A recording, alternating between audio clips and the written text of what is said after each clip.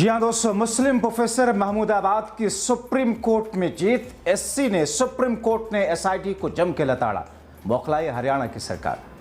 बहुत स्वागत है आप सभी का। आप देख रहे हैं द राजनीति का विशेष सेगमेंट खबर और विश्लेषण। मैं हूं जब्बार खान। दोस्तों, आखिर वो मुस्लिम प्रोफेसर जिनके पीछे हरियाणा की पुलिस, हरियाणा की सरकार और पूरी बीजेपी पड़ी हुई थी, आखिर सुप्रीम कोर्ट में 16 जुलाई को किस तौर पर उनको जीत मिल गई। सुप्रीम कोर्ट ने आखिर जांच के लिए बनाई गई एसआईटी को लताड़ क्यों लगाई, किस किस्म की वार्निंग दी और बीजेपी की बौखलाहट किस तौर पर सामने आ रही है। दोस्तों, विस्तार से आपको बताते हैं, अंत तक इसे जरूर देखें।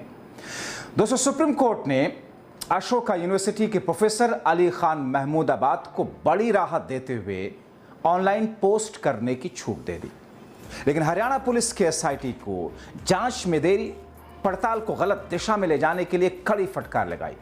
कोर्ट ने प्रोफेसर को बार बार समन भेजने पर भी रोक लगा दी।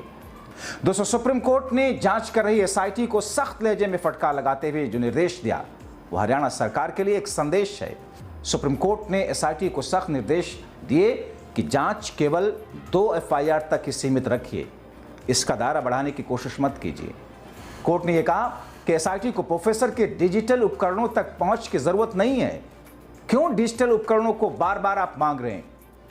क्योंकि जांच का उद्देश्य केवल पोस्ट की भाषा और अर्थ को समझना है। जस्टिस सूर्यकांत ने हरियाणा सरकार के वकील से कहा कि वो राष्ट्रीय मानवाधिकार आयोग यानी कि एनएचआरसी द्वारा प्रोफेसर की गिरफ्तारी के संबंध में उठाए गए स्वतः संज्ञान पर अपनी प्रतिक्रिया के बारे में भी कोर्ट को बताएं। एनएचआरसी ने 21 मई को कहा था कि प्रोफेसर की गिरफ्तारी से उनकी स्वतंत्रता और अधिकारों का उल्लंघन हुआ है। दोस्तों, आपको बताएं कि अशोका यूनिवर्सिटी की राजनीति विज्ञान विभाग के प्रमुख और एसोसिएट प्रोफेसर अली खान महमूदाबाद को 18 मई 2025 को हरियाणा पुलिस ने दिल्ली से गिरफ्तार कर लिया था।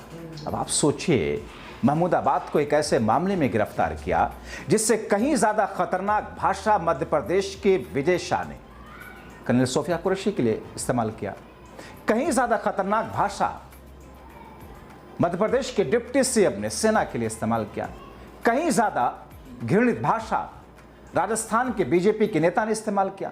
कहीं ज्यादा आपत्तिजनक भाषा हरियाणा के बीजेपी के राज्यसभा के सांसद ने इस्तेमाल किया। मगर उनके साथ क्या हुआ? आपके सामने तस्वीरें कुछ नहीं। मगर प्रोफेसर महमूदाबाद को लेकर के जिस अंदाज में महिला आयोग के अध्यक्षा ने पुलिस पर दबाव डाल करके बीजेपी नेताओं के सहयोग से एफआईआर दर्ज करवा दी, गिरफ्तारी करवा दी, दिल्ली से उठवा लिया और फिर सुप्रीम कोर्ट ने उस वक्त जमानत दी थी, मगर उनको पोस्ट करने पर रोक थी। सुप्रीम कोर्ट ने उनको कहा कि आप के ऊपर से प्रतिबंध हटाया जाता है। दरअसल इसका विरोध कर रही थी एसआईटी, इसका विरोध कर रही थी हरियाणा सरकार, मगर विरोध काम नहीं आया, उल्टे डांट और फटकार मिल गई। दोस्तों, दिल्ली से गिरफ्तार किया था इनको। उनके खिलाफ सोनीपत के राय पुलिस स्टेशन में 2 एफआईआर दर्ज कराई गई थी बीजेपी के जरिए। इसमें उनके सोशल मीडिया पोस्ट को ऑपरेशन सिंदूर के संदर्भ में आपत्तिजनक बताया था, राष्ट्रीय अखंडता के लिए खतरा बताया था बीजेपी ने। इन पोस्ट में प्रोफेसर ने, दोस्तों लेकिन आप पढ़िएगा उस पोस्ट को, आज तक वो भाषा समझ में नहीं आई बड़े बड़े विद्वानों को कि इसमें कौन से आपत्तिजनक बात थी। दोस्तों, सुप्रीम कोर्ट के रिटायर्ड जस्टिस तक कह चुके हैं कि उसमें आपत्तिजनक चीजें तो हमें कुछ लगी नहीं। बहरहाल, सत्ता जिसकी लाठी उसकी भैंस, सत्ता है तो पुलिस है तो मनमाना तरीका है, मनमाना तरीका है तो फिर गिरफ्तारी आपके हिसाब से आप जाइए कोर्ट में साबित करते रहिए।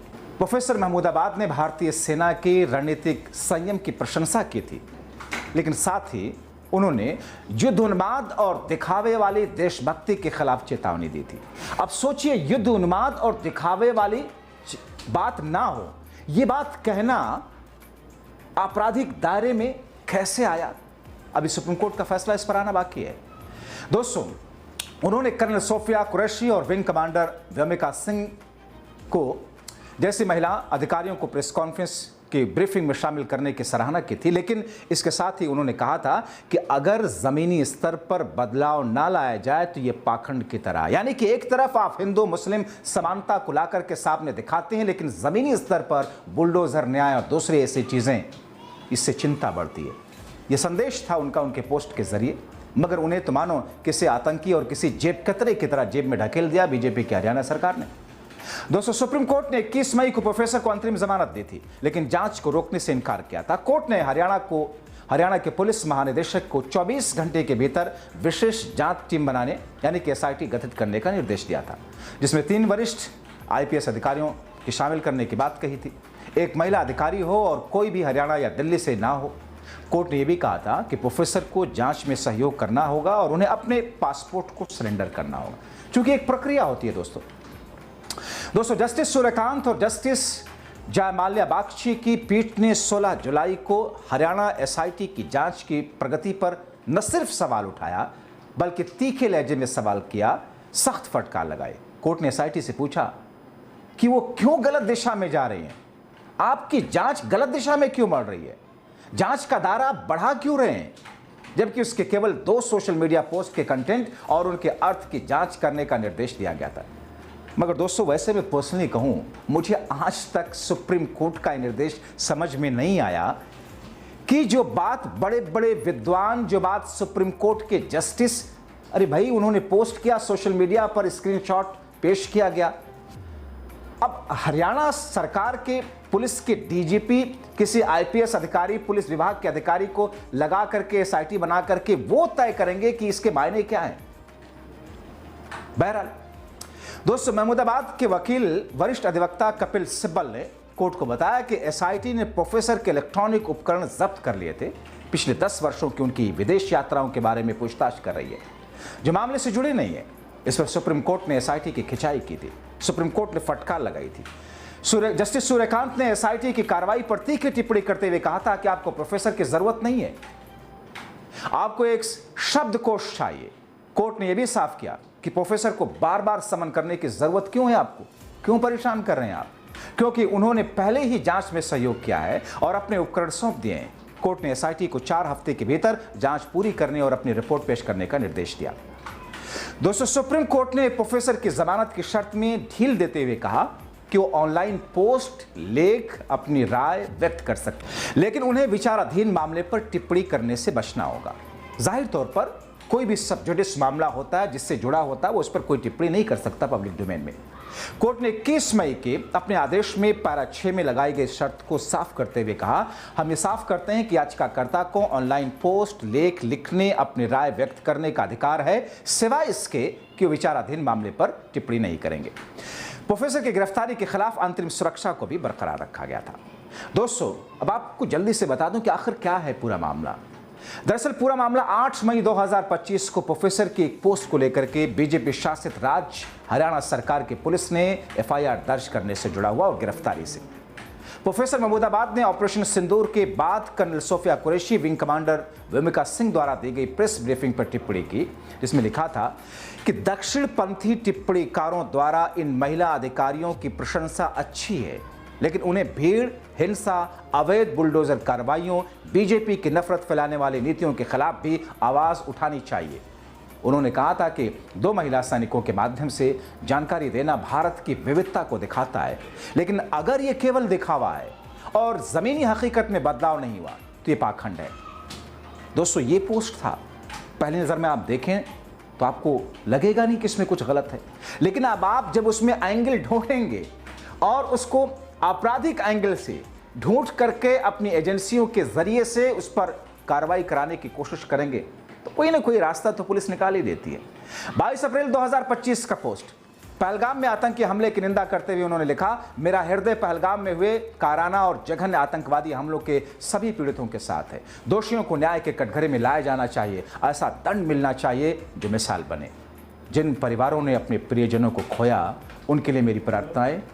युद्ध की वकालत करने वालों की आलोचना भी की थी और कहा था कि युद्ध क्रूर होता है, इसका सबसे ज्यादा नुकसान गरीब को होता है, जबकि फायदा नेताओं और रक्षा कंपनियों को मिलता है। इस पर उनके खिलाफ 2 एफआईआर दर्ज की गई, एक बीजेपी युवा मोर्चा के सदस्य और दूसरी हरियाणा महिला आयोग की शिकायत पर। दरअसल हरियाणा महिला आयोग के अध्यक्षा भी बीजेपी की नेता ही तो हैं। इन पोस्ट को सेना के गरिमा को ठेस पहुंचाने वाला, सांप्रदायिक द्वेष फैलाने वाला माना गया। बाद में उनको गिरफ्तार कर लिया गया था। मगर दोस्तों, इस पूरे प्रकरण पर देश में चर्चाएं जम करके हुई। ठीक वैसे ही जब अयोध्या मामले पर सुप्रीम कोर्ट के उस फैसले पर देश के राजनीतिज्ञ, देश के कानून के जानकार, सुप्रीम कोर्ट के retire justice, retire chief justice समेत कई सारे लोगों ने सवाल खड़े किए थे कि फैसला गलत है, क्योंकि तथ्यों के आधार पर नहीं है, जनभावना के आधार पर है। मगर वो फैसला एक्सेप्ट किया पूरे देशवासियों ने।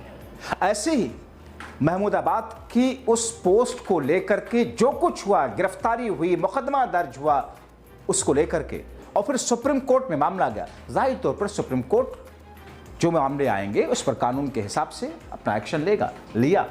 लेकिन सवाल लोगों ने उठाया कि ऐसे ही मामले में कर्नल सोफिया कुरैशी को लेकर के बीजेपी के प्रिय चहेते मंत्री, डिप्टी सीएम, राज्यसभा सांसद, उनके नेता अनाप शनाप बोलते चले गए, उनके खिलाफ कार्रवाई क्यों नहीं हुई?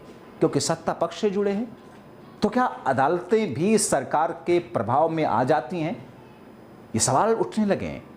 ऐसी स्थिति में जाहिर तौर पर सुप्रीम कोर्ट के जरिए प्रोफेसर अली खान महमूदाबाद को मिली ये बड़ी राहत, एक बड़ी जीत की शक्ल में कानून के जानकार दर्शा रहे। ऐसे में दोस्तों, आप क्या कहेंगे इस पूरी खबर को लेकर के? अपनी राय कमेंट बॉक्स में जरूर लिखें। अभी के लिए इतना ही, बहुत शुक्रिया।